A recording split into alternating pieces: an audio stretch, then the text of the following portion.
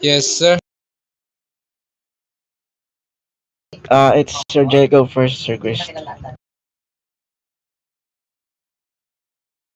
Yeah, Sir Jacob first for Sir Fredo. So is your body cam is now on, Sir Jacob?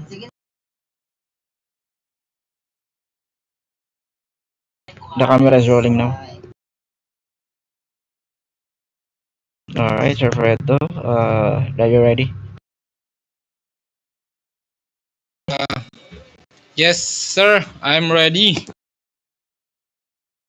Okay, then why do you want to be a Major General?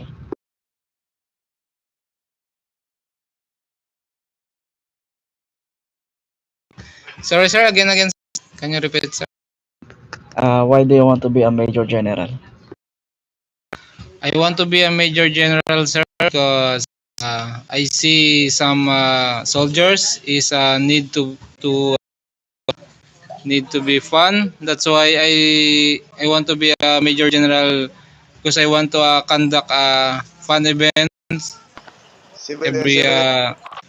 I think 2 times every week, and I want to help army faction to soldiers need help for the RP lesson and all the questions, sir, he need to answer.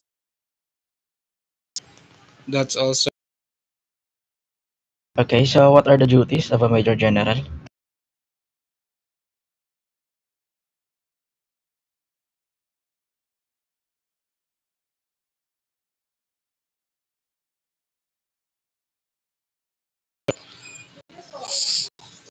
Sorry, sir, again, sir, because I can't hear you, sir. What are the duties of a Major General? The duty of Major General is first conduct training. Second, and be a role model to the other soldiers to be a professional and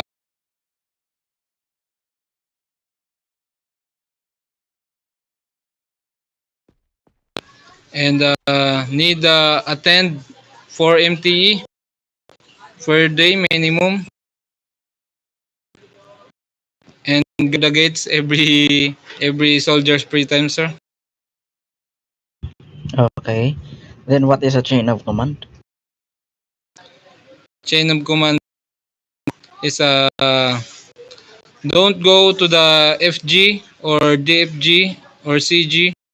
Just go first to the Lieutenant General. That's also.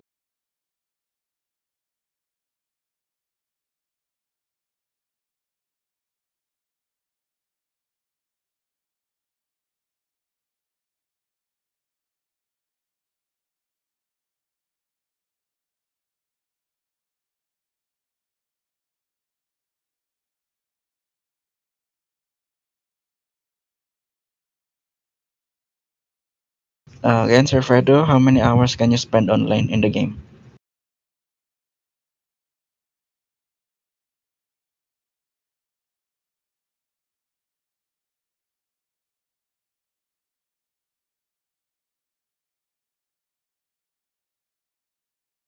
Mm, Sir, I will spend every day, every Monday to Saturday, sir. I will online every 8, starting on 8 p.m. to 2 a.m., sir, or 3 a.m. And every Sunday, sir, I will online starting at in the morning Okay, in to three, two, the one. 12 No, it's p.m. Taser. 12 a.m. Because of my work, sir, I can't online every Monday to Saturday on. I can online on the morning, sir. But in the evening, sir, I will Okay. go online. Okay, then are you familiar with the army rules? Yes, sir, I'm familiar on army rules. What is army rule number 3? Army rule number 3, sir, is any correspondence. I will I will say in full, sir, or that's all. Again, what is it? What is your answer? What is army rule number 3? Army rule number 3, sir, is any corruption is forbidden. Asking for a bribe, money, goods, or services, or taking a bribe for any faction member. Okay, and what is army rule number 9?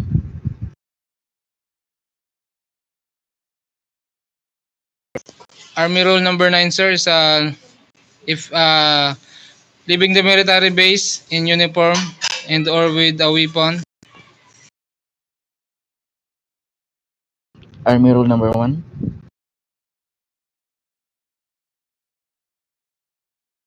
Army rule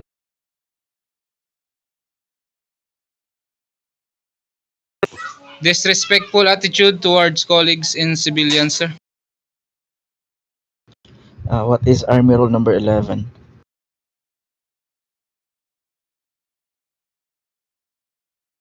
There is no Army rule 11, sir. Only 10. Okay, good. Alright, after becoming a major general, what plans do you have to make? Again, sir. After becoming a major general, what plans do you have to make?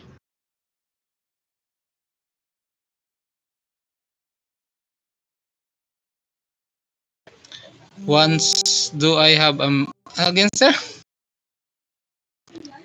After becoming a major general, what plans do you have to make?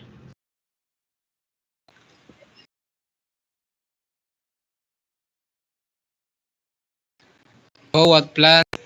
To make, I will make a plan, sir, to be a fun event co-leader for the enjoyment of the soldiers, and every MTE I will command the soldiers to be alert and always listen to the other soldiers if he need backup. And I will online every hiring event in the evening. I try my best to online in the morning, sir, if I have free time in my work IRL. That's all, sir. Okay. And as a major general, how would you develop a strategic training plan to improve soldiers' professionalism and discipline across your command? Again, as a major general, how would you develop a strategic training plan to improve soldiers' professionalism and discipline across your command?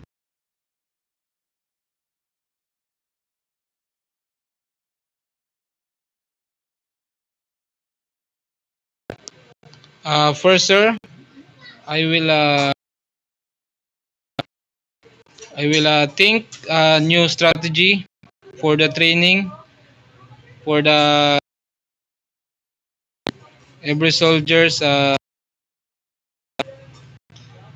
be disciplined. I will command every training to.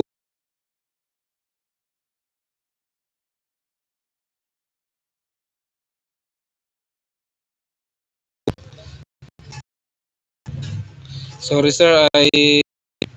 That's all my answer, sir. I All can right. I can think for now. Okay, then last question. You receive a report that two soldiers under your command violated regulations during an operation, and the reporting individual has no body cam footage or physical evidence, but only a verbal account. How would you handle the situation to ensure fairness and discipline?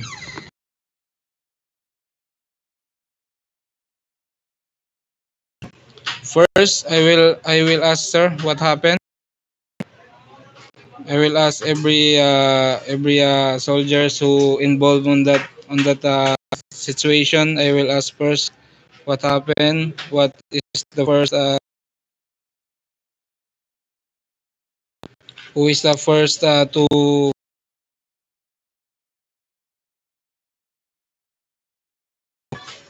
and I will give sir give a warning because I don't have evidence.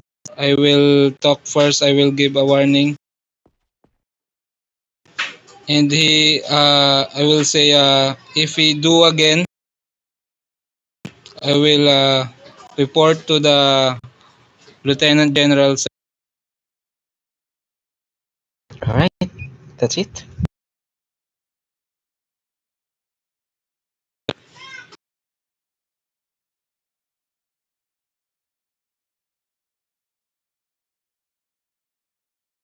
All right, Sir Fredo, that's it.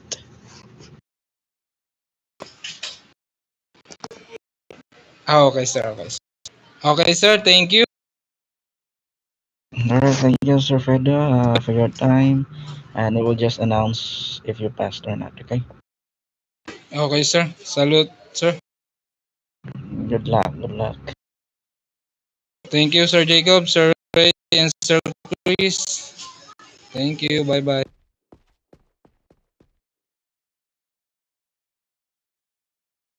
Sir Lucas, RT.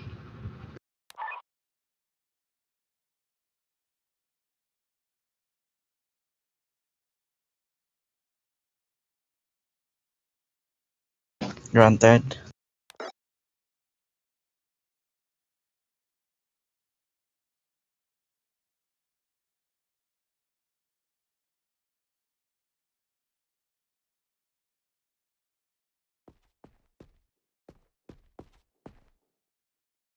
Hello, sir. Sir, you heard me, sir? Sir Chris, is your body cam rolling now?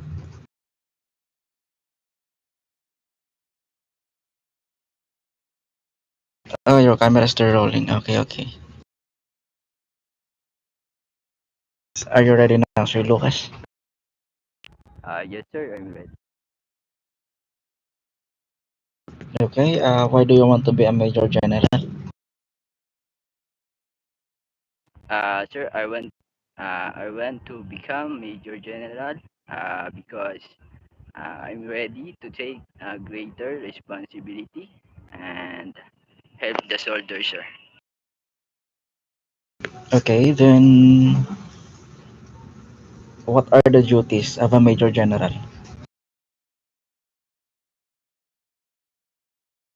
Again, sir, What are the duties of a Major General?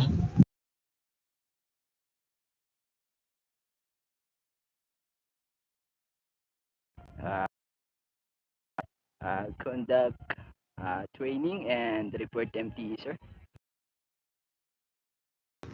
Alright. What is chain of command?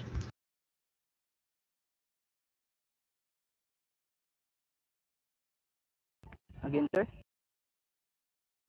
What is chain of command?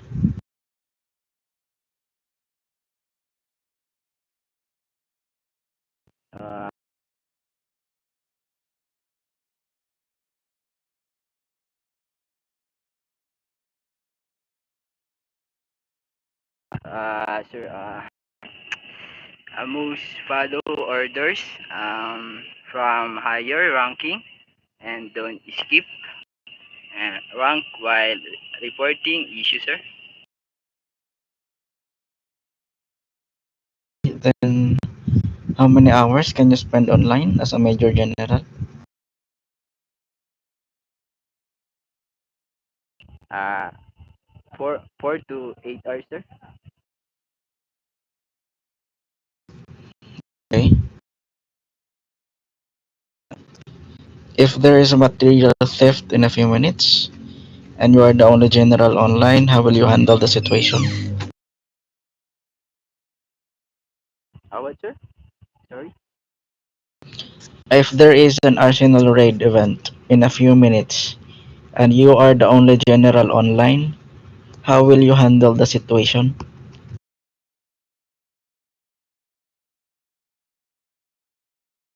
Sir, I will lead the MTE and call the soldier in Discord to online.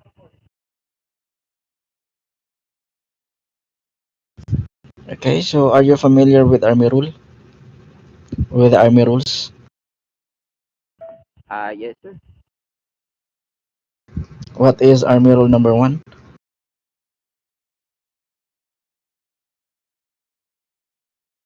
Uh,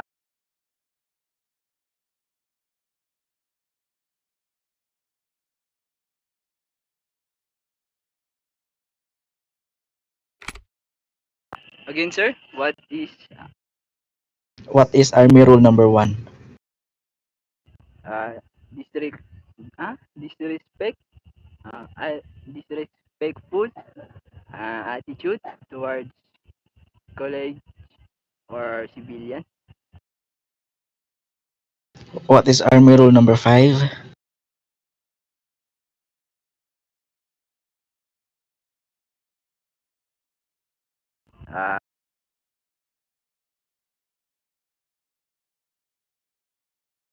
Uh, Sir, soldier can take a special vehicle.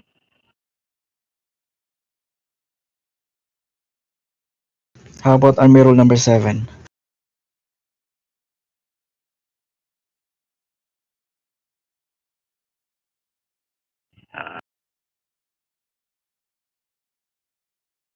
Uh, using using company vehicle is forbidden, sir.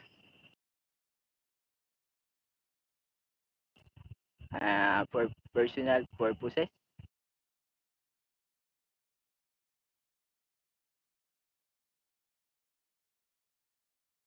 Okay, so after becoming a Major General, what plans do you have to make when you become a Major General?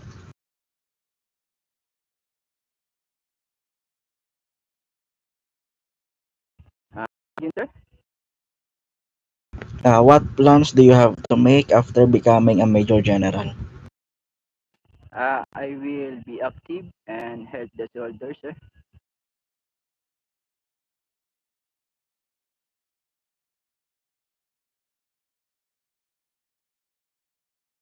Okay, so next is you are actively executing an operation like doing watches or trainings. Then you receive a direct order over the radio from your higher rank that appears to conflict with what you are doing. How do you respond as a Major General?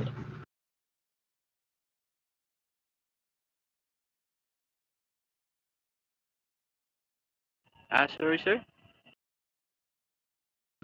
Okay, let's say that you are doing watches or trainings.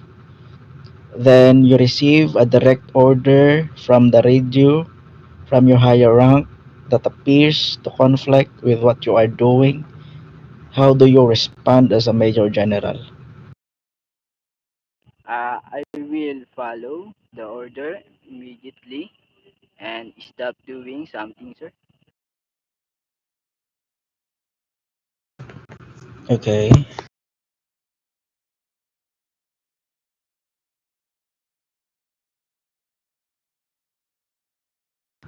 Alright, next is describe how would you mentor and develop soldiers and future generals to ensure they are prepared for the higher responsibilities.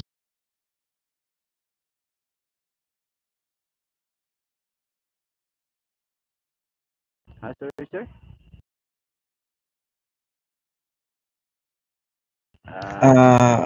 Describe how would you mentor and develop soldiers and future generals to ensure they are prepared for higher responsibilities. If they are active and always participate in the special event.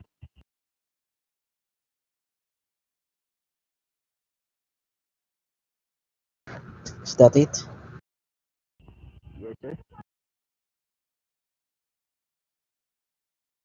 Okay, last question is you are the only general present in MTE. Then your forces or your soldiers are significantly outnumbered. How would you design and prioritize a strategic plan to stabilize the situation and prevent losses of the materials?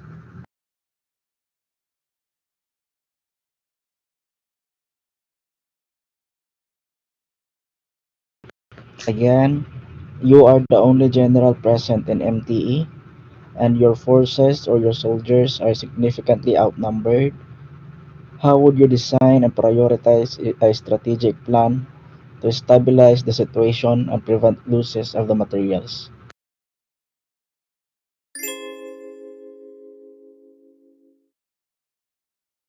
I will handle the situation and try my best to protect and assist the soldiers.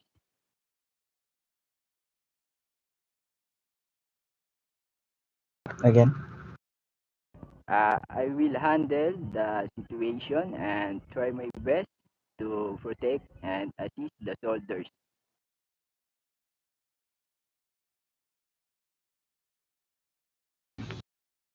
alright, that's it, Sir Lucas. Okay. Thank you for taking your time and taking the interview to become Major Generals. We will just announce, we will just inform you the result of your interview. Oh, sir, Thank thank you, sir. you. Uh, you can go now. You can proceed with the training. Oh, sir, thank you, sir. Have a nice day, sir, and good Have evening. a nice day, Sir Lucas. Thank you. Alright, Sir Okay. Jacob, please stop the body cam.